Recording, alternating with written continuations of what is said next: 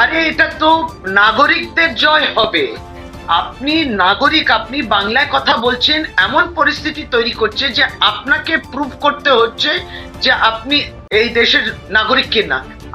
আমরা তো ওদেরকে প্রশ্ন করতে পারি, আপনি প্রমাণ করুন না যে তারা এই দেশের নাগরিক নয়। কি অবস্থা হয়েছে, মৌলিক অধিকারের উপরে আক্রমণ। ঠিক সেটাই, আমি পেহেলগাঁওতে টেররিস্টদের ধরতে পারলাম না, কিন্তু আমরা ধরে ধরে তাদের পিছনে উড়িষ্যাতে যাচ্ছি, মহারাষ্ট্রতে যাচ্ছি, আরো অন্যান্য প্রদেশগুলোতে যাচ্ছি। কোথায় সমস্ত এই বুলডোজার সরকার যেখানে চলে, যেখানে ডবল ইঞ্জিনে গুজরাট গুলোতে, যেখানে বিজেপি সরকার, সেখানেই অত্যাচার কেন? আপনি মৌলিক অধিকারের কথা বলছেন, উত্তরপ্রদেশের পর দিল্লি সরকারও আজ থেকে 23শে জুলাই পর্যন্ত মাংস বিক্রি বন্ধ করে দিল কানওয়ার যাত্রার জন্য। এই ইনটলারেন্সটা তো আমরা শিখলাম না, আমরা ধর্মপ্রাণ মানুষ, কিন্তু আমরা এই যে আমি তোমাকে সহ্যই করতে পারি, তুমি কি পড়ো, তুমি কি বলো, তুমি কোন ভাষা বলো, তুমি কোন জাতি, তোমার ধর্ম আমি সহ্য করতে পারছি না। এই পরিস্থিতিতে কোনোদিনই ছিল না ভারতবর্ষ, এবং আমাদের ধর্ম এই পরিস্থিতিতে ছিল না।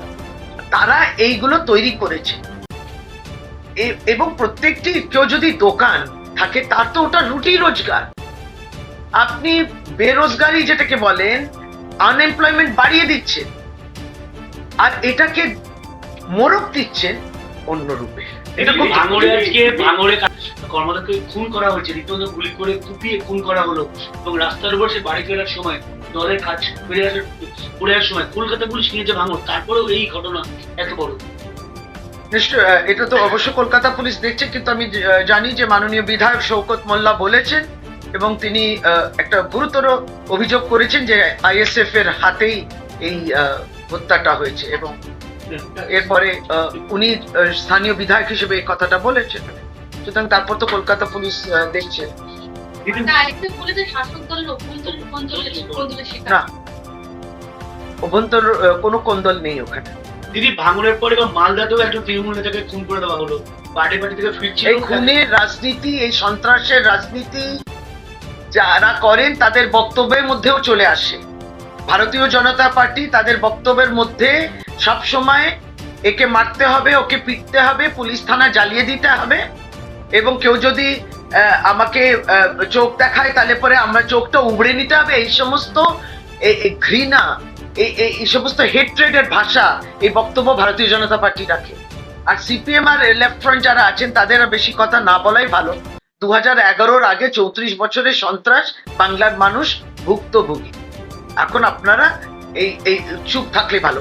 আপনি ভাবুন, এই যে পরিযায়ী শ্রমিক নিয়ে কারা লড়ছেন? পশ্চিমবঙ্গ সরকার, তৃণমূল কংগ্রেস লড়ছে। কেন ভারতীয় জনতা পার্টি এই বিষয় নিয়ে কোনো বক্তব্য নেই? তাহলে ভারতীয় জনতা পার্টি বলার চেষ্টা করছে এই পরিযায়ী শ্রমিক প্রত্যেকেই বাংলাদেশি, লড়ছে না তো তাদের জন্য। আর সিপিএম লেফট ফ্রন্টে যারা এত নেতা এত মিছিল বের করছেন, কই আপনারা তো এটা নিয়ে লড়াই করছেন না?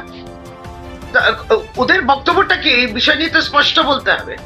আপনি যদি বলেন কথায় কথায় যে 10% অনুপ্রবেশ, আমরা তো বলেছি বর্ডার সিকিউরিটি ফোর্স এগুলো ভালো করে কাজটা করুন। উত্তর পূর্বাঞ্চলীয় গতকালকে মিটিংও ছিল, সেগুলো তো সব বলা হয়েছে। তাহলে বর্ডার সিকিউরিটি ফোর্স এই করছে না, কিন্তু আপনি একটা বর্ধিত নাগরিককে নিয়ে গিয়ে বাংলাদেশে ফেলে দিলেন, আর বাংলার সরকারকে কিছু বলছেন না, পশ্চিমবঙ্গ সরকারকে আপনি জানাচ্ছেন না, আপনি পুশব্যাক করে দিচ্ছেন, তারপর তো আবার আনা করানো হলো। এই সমস্তটা ইলিগাল হচ্ছে। একটা কেস কিন্তু এই যে ডিটেনশন করছে, কিন্তু একটাও কেস রেজিস্টার করছে না, এটা আনলফুল ডিটেনশন, যার জন্য হেভিয়াস কর্পাস করে আজকে হিয়ারিং হচ্ছে। দিদি, কালকে মোহন ভাগবত একটা গুরুত্বপূর্ণ কথা বলেছেন যে 75 বছর বয়স হলে দাড়ি টানা উচিত রাজনীতিতে। অনেকেই বলছেন যে পরোক্ষভাবে কি তাহলে মোদির বয়স তো 75 পেরিয়ে গেছে, সেদিকেই কি? এটা চিন্তার বিষয়টা কার কপালে আসে জানি না, তারা বলবেন তারা দাড়ি টানবেন না দাড়ি রাখবেন, বিশেষভাবে বাংলায় যখন আসবেন তখন দাড়িটা আরো বাড়ে, নাকি সত্যি দাড়ি কেটে দেবেন, কিংবা দাঁড় করানো থাকবে, বয়সের সীমা ইত্যাদি তারা ঠিক করবে। এগুলো নিয়ে আমরা কি বলবো? আপনার কি মনে হয় রাজনীতিতে বয়সের একটা সীমা রাখা উচিত? না, আমার কোনো ব্যক্তিগত মতামত থাকে না, দলের মতামত আমার মতামত থাকে। বিষয়টা একটা লার্জার ন্যারেটিভও আছে। এটা আরএসএস এর ন্যারেটিভ থাকুক, ভারতীয় জনতা পার্টির ন্যারেটিভ থাকুক, কিন্তু বাংলাকে চ্যালেঞ্জ করা, আপনি বলুন এই উত্তর পূর্ব এই ভারতবর্ষে কিন্তু একটি রাজ্য ভারতীয় জনতা পার্টি কবজা করতে পারেনি। বাংলা টার্গেট দীর্ঘদিন আমরা বলছি, প্রতিদিন আপনারা প্রমাণও পাচ্ছেন বাংলার অস্মিতা কিংবা তার অস্তিত্ব। এবার আপনি যদি বাংলায় কথা বলেন তাহলে পরে আপনি বাংলাদেশি হয়ে যাচ্ছে, বাংলাদেশি আপনাকে পুশব্যাক করে দিয়েছে। এটা নিয়ে আমাদের রাজ্য সরকারের মাননীয় মুখ্যমন্ত্রী যেমন অত্যন্ত উদ্বিগ্ন, এবং তিনি এটা নিয়ে চিঠিপত্র লিখেছেন, যেমন এই তো সেদিনকে দিল্লির ঘটনা নিয়ে, বাসন্তকুঞ্জ কলোনি নিয়ে দীর্ঘ কয়েক বছর ধরে মানে ভ্যালিড ডকুমেন্টস আছে, কিন্তু তারা বাংলায় কথা বলছেন। রাজ্য সরকার বাংলাকে না বলে কখনো কখনো তাদেরকে পুশব্যাক পর্যন্ত করছে, যেটা আমাদের Paschimbanga migrant migrant workers welfare যে আছে বোর্ড, তার চেয়ারম্যান মাননীয় সাংসদ সমীরুল ইসলাম এই বিষয়গুলো তো তারা দেখছেন, এবং হাইকোর্ট পর্যন্ত যেতে হলো। হাইকোর্টও বলছে যে, প্রশ্ন করছে যে আপনি তাদের কাছে ডকুমেন্টস রয়েছে, সেই ডকুমেন্টস থাকা সত্ত্বেও আপনি তাকে ডিটেনশন করেছেন।